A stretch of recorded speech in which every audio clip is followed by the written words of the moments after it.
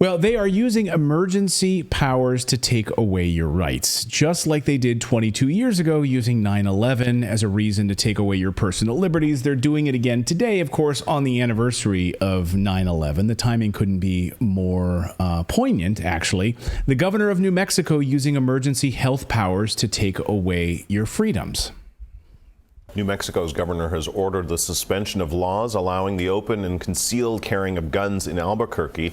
Governor Michelle Lujan Grisham has declared gun violence and drug abuse a public health emergency after a string of recent deadly shootings, some involving children. Her emergency order temporarily bans the carrying of guns on public property, and it's effective immediately. Grisham cited the recent shooting deaths of 3 children as well as 2 mass shootings in May. Some in law enforcement and elected officials say the order goes too far. Yeah, some say it goes too far, or that it doesn't make any sense at all. Let us know in the comments below whether or not you think it makes any sense at all. So I'll show you her reasoning for this, and I think this is a broader discussion. It's not just about New Mexico. Don't just focus on New Mexico here. This is a broader discussion about gubernatorial powers that go to 44 different states that have unprecedented powers to say, screw the Constitution, we're going to do what we want to do. And we saw quite a bit of that during COVID. So New Mexico governor orders suspension of open and concealed carry of guns in Albuquerque. The emergency order includes the suspension of open and concealed laws in Albuquerque I'm not going to pronounce this county correctly, Bernalillo County. Hopefully I'm saying that right. Temporarily banning the carrying of guns on public property. So if you have an open carry and it's in your belt and you're out there publicly, sorry, you could be fined and or arrested as a result of this. But this is your constitutional right, and it is your right under the law. But forget the law. We're sidestepping laws now. That's what we're doing. The National Association of Gun Rights has also filed a lawsuit against New Mexico's Democratic governor and health secretary over this gun violence law. And they're saying that how are you justifying this as a public health emergency, suspending open and concealed carrying laws in cities and counties based on crime statistics? So and the argument, of course, is they have nothing to do with one another. That the people carrying out these crimes have nothing to do with the open carry law permitted individuals who are openly and lawfully carrying their weapons. But don't let facts get in the way of your outrage and your virtue signaling. State governors in 44 states have unbelievable authority under these emergency conditions. So it's not just New Mexico. And there's almost no legal recourse at all. Yeah, they might get sued here and there, but there's really no legal recourse. Who's going to step in? The Supreme Court? Maybe eventually, but in the meantime, a lot of damage can be done in those many years or months till the Supreme Court might take something up like this. As we've seen recently in places like Hawaii, for instance, right? And now New Mexico, Democratic governors have been playing with fire, as Zero Hedge pointed out this afternoon, and they're basically pushing this envelope of emergency controls down to the state level. But a lot of citizens coming out, pouring into the streets in Old Town Albuquerque and saying, no way, you're not going to take away my guns. And they all came out fully decked out in weapons saying, you're not touching my guns. And by the way, the police are not even enforcing this. They're supposed to be arresting these people. They're supposed to be issuing $5,000 fines because they're wearing these weapons now out in public. And the governor said no, but here's those protests anyway. Crime is riddled, and all we want to do is protect our families, our friends, our communities. I've gone on 2 combat tours with the Marine Corps and fought on the front lines. I've done 11 trips as an independent contractor. She thinks she has the right to take away my freedom to protect my community. I don't think so. This will not stand. We will not comply.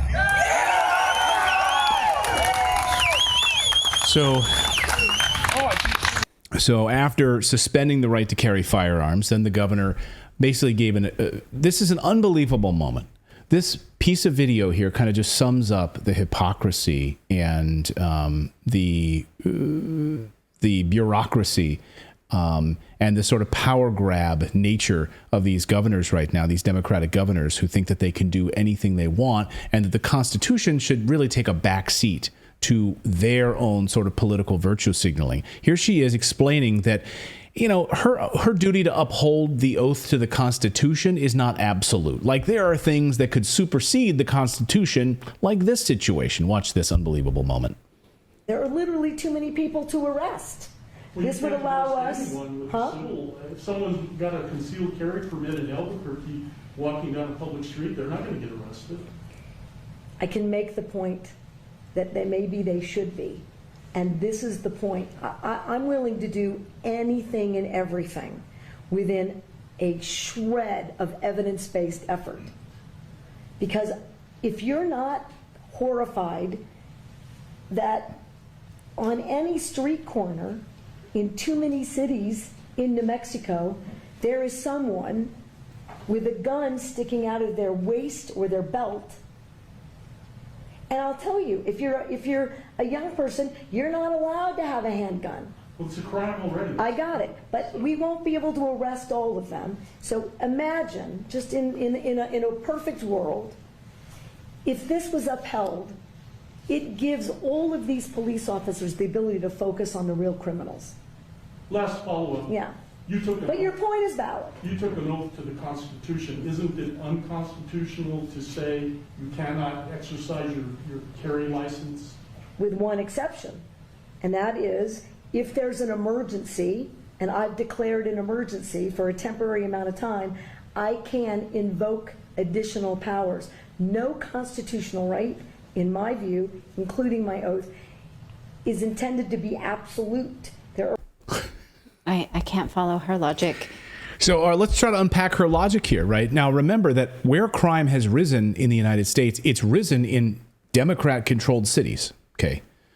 So just put that out there. Just let that hang out there, as you would say. Put a pin in that, and we'll circle back to it. First, crime is rising, again, in these Democrat cities around the country. Her argument is that, well, by these people that have these guns on their belts legally, actually, I'm sorry, I can't figure out her logic at all, honestly, because she's saying what she's trying to say is that this will enable the police to do their jobs by keeping law-abiding gun holders off the streets. Because otherwise they just would be arresting people, but they're not, apparently, because there are too many good citizens out there with guns in their belts, in their hips, going to the Starbucks. And you know what? It's really distracting the police officers from doing their jobs.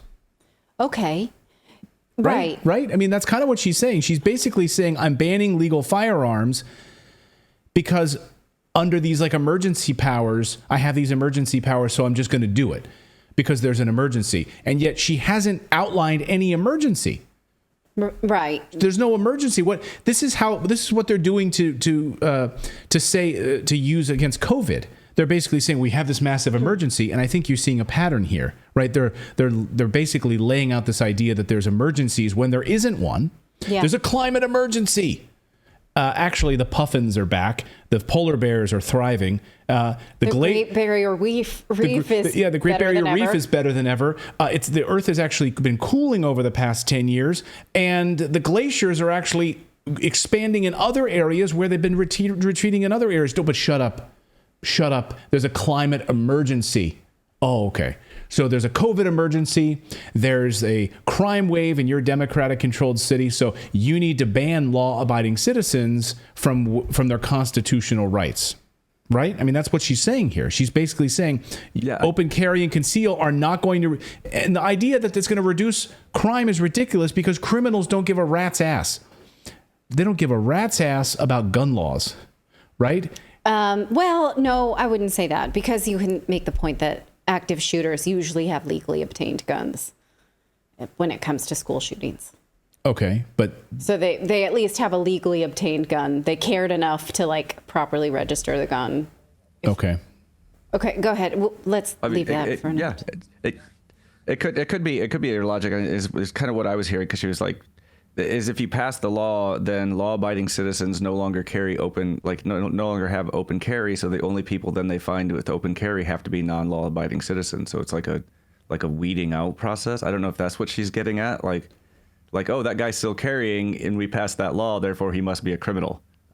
Whereas he wasn't before. Right. That doesn't make sense either. Yeah, I don't know. I mean, so it's totally ambiguous, and it's for a certain amount of time. And, you know, I think the argument that I've been seeing today from some is that this is just a test. This is a test to see how much they can actually get away with. How much can they actually get away with these emergency powers? You know, first they do this, then they do this, and now they're trying this. Will you go with it? Will you stand up for it? Well, a number of people aren't. And you have these people pouring into the street saying this is unconstitutional. And, you know, you're not going to take away my constitutional rights to carry. I'm doing it to protect my family. I'm doing it to protect myself. Because you don't police the streets properly because of your defund the police policies. Now crime is rising. You're letting the borders wide open and illegal immigrants are pouring in and crime is skyrocketing. So that's my fault as a gun carrying conscientious citizen? No, it's your fault. It's like in Chicago, Lori Lightfoot, when she was running for mayor again, blaming the retailers because they had great items in their stores. Like they didn't have enough security. They didn't have security cameras. Move your items out of the window. It's your fault, the retailers, not us. The Democratic administration, who's now defunded the police and doesn't want to actually police the streets because we don't want to do that anymore. Yeah. We allow people to shoplift. So now you're going to hurt, you're going to hurt the average American. So, and also, how does crime have anything to do with public health? How does she's using emergency health authorization as a justification for this under her gubernatorial powers as an executive order? Yes, but we've seen a lot of, powers taken away, freedoms taken away under the auspices of health, public health. That's my point. Yeah. That they're using this as an umbrella. Right. What does this have to do with shootings that have happened? I mean, if that was the case, then Philadelphia should be on a frickin' quarantine. Right. Like Philadelphia should be, yeah. I mean, if that was the case, or Chicago or any of these other cities, if this is a public health problem. So anyway, let us know your thoughts on this.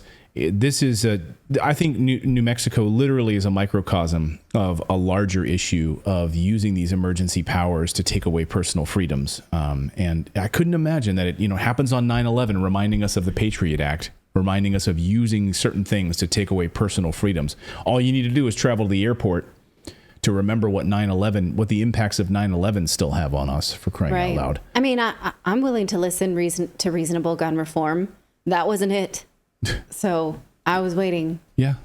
Put up a good argument. Maybe make an interesting argument, discussion about it. I'd love to hear it. Thank you so much for watching this segment here at Redacted. We are live every day at 4 p.m. Eastern time, trying to share the stories that the mainstream media will not cover. You should also come over and join our community of Redacted Rebels over at redacted.inc. That's our private locals community where we can share exclusive content that we simply cannot share here on YouTube. Come over and join the rebellion together right now by going to redacted.inc. We'll see you next time.